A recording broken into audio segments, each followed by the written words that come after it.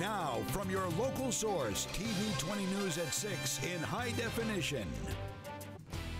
We have breaking news to start with tonight. Alachua County Sheriff's deputies are searching for an armed man who robbed a victim late this afternoon. It happened on the 600 block of Southwest 86th Terrace. The victim was taking out the trash when the suspect approached her. He stole cash and personal items from the victim before leaving in a red getaway vehicle. He's described as a black male around 6 feet tall, wearing a dark colored hoodie and sunglasses. If you know anything about this, contact the Alachua County Sheriff's Office.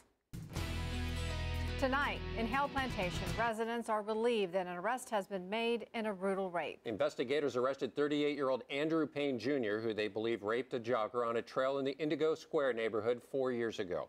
TV 20's Duke Carter is here to tell us how neighbors are responding tonight to today's news. People I spoke to say they're relieved that the man is behind bars. Hearing about the accident made you just think twice and use common sense. Use common sense is something Haile Plantation resident Monica Pashkaita For about 6 months. uses while out on the same trail. A victim was brutally raped 4 years ago.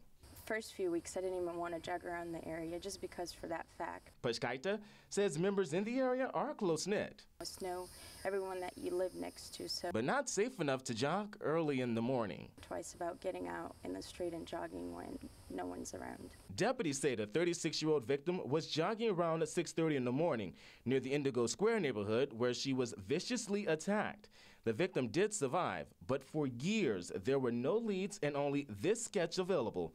And now 4 years later, and thanks to new technologies and good old-fashioned detective work, the man they believe is responsible and was located in Georgia. It's a huge sense of relief, not only for me as sheriff, but recognizing the impact that this crime has had to the victim and to our community. I'm hoping very much that the victim has a sense of peace today.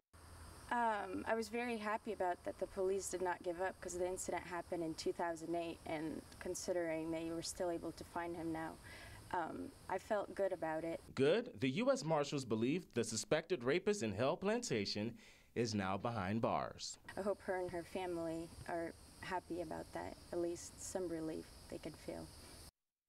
Payne was booked into the Coffee County Jail pending extradition back to Alachua County. Duke Carter, TV 20 News. You may recall an intense manhunt followed in the weeks after the Haile Plantation attack, and it turns out law enforcement had their man behind bars several times without knowing it. Andrew Payne Jr. found himself in jail at least 4 times and in the court system 3 other times since the rape. The first was an ASO arrest for battery only 6 weeks after the rape. Payne also has been jailed in Columbia and Marion counties on charges such as disorderly intoxication and withholding child support. An elderly couple living inside the Ocala Palms complex was found dead by a neighbor yesterday. Marion County officials say they found 82-year-old Weldon G. Moreland and a 79-year-old wife Margaret with a gunshot wounds inside their home. Officials found a small handgun inside the house, but no suicide note. They are calling it a death investigation, but are not searching for any suspects at this time. Starting to get thunderstorms in growing parts of north central Florida at this hour. We can definitely hear thunder out there tonight, Bill. Yeah, just starting to fire up in Alachua County. Take a look at our viewer photo for today, just sent in about 10 or 15 minutes ago. Sarah from Gainesville looking to the west, some pretty ominous looking clouds out there. Send in your photos or damage photos to WCJB Weather on Twitter and WCJBweather@gmail.com. Storm Vision radar really starting to fire things up as we head through the late afternoon hours. The bulk of the severe weather is pushed off the coast, but you can see how things really beginning to develop here in Alachua County, north of Alachua, heading up towards Brooker, and then just to the northwest of Gainesville, also southwest of Archer, between Archer and Bronson. Heavy showers and thunderstorms will continue. Of course, we'll have more on that and show you where we expect to see the rain develop and move in just a few minutes. Despite accusations of creating a hostile work atmosphere for minorities, Lake City Police Chief Agatha Gilmore and City Manager Wendell Johnson aren't going anywhere. Some believe a disproportionate number of black officers have been let go from the force. But last night, the City Council unanimously voted to keep Gilmore and Johnson in their positions. TV 20's Jeremy Farinas tells us how people in Lake City feel about that decision today. The NAACP called on Gilmore and Johnson to resign, but most of the members left before Gilmore had a chance to speak at the city meeting. We spoke to the Lake City mayor, who says he feels Gilmore presented enough facts that prove she's not making it tough on African-American officers. I'm a citizen. I live here. This is my life. This affects my everyday life. Elizabeth Allam of Lake City attended Monday's meeting and supports her police chief. She has been battered and battered and battered. And the whole time she stood tall, she stood proud, and she took it.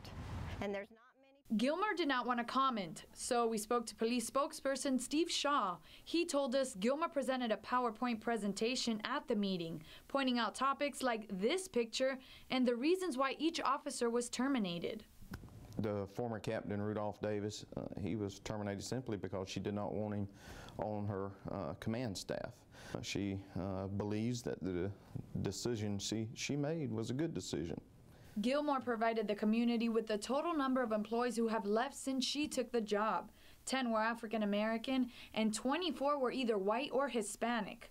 The Columbia County Branch NAACP President John Mayo did not call for the resignations until they hold a town hall meeting soon to discuss further actions. The NAACP do not compromise. We continue to go forward. They can get bigger and bigger because they did not. While some believe this battle isn't over, others feel it's been resolved. When these issues come up, it's good for our community to air the views and let everybody have their say like we did last night. It was a long meeting, but I think at the end, we got to the bottom of it and we addressed it.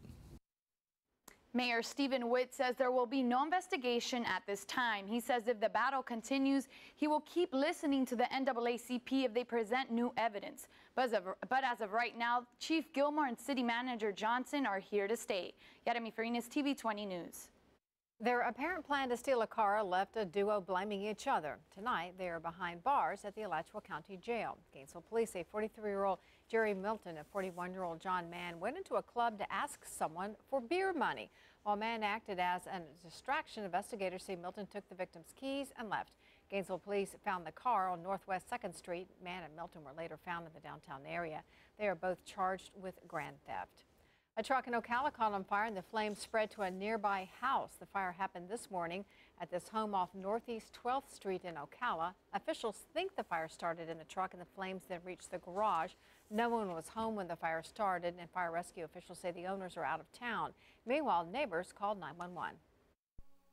The door wide open, flames coming out. I called the fire department and they showed up right before the house caught on fire. Took 3 minutes for Ocala Fire Rescue to get to the home before the flames caused any more damage. Officials are investigating how the fire started, but right now are not classifying it as suspicious. School leaders across North Central Florida are scrambling to respond to the school district report card that showed most districts dropping a letter grade. According to the Florida Department of Education, Alachua County dropped from an A to a B. Marion County dropped from a B to a C. School district officials there say the grade drop does not mean the quality of education has gone down. Caution parents to not judge that school based on the school grade alone. There's so much more that factors into that, especially now, that makes the formula so complicated. The district grade changes were only based on elementary and middle school students. Kevin Christian says that the FCAT tests were harder this year while the grading scale went up. He also said the lower FCAT scores were partly due to students with special needs and non-English speakers who were factored in for the first time. Coming up, itching and scratching. Well, that's pretty tolerable. West Nile virus, not so much. But when we return, leaders in Alachua County are working to treat the potential threat. We'll tell you how. And later, it's day one of SEC Media Days. Angelo Caruso have all the first day hype. Stay tuned. You're watching the TV 20 News at 6.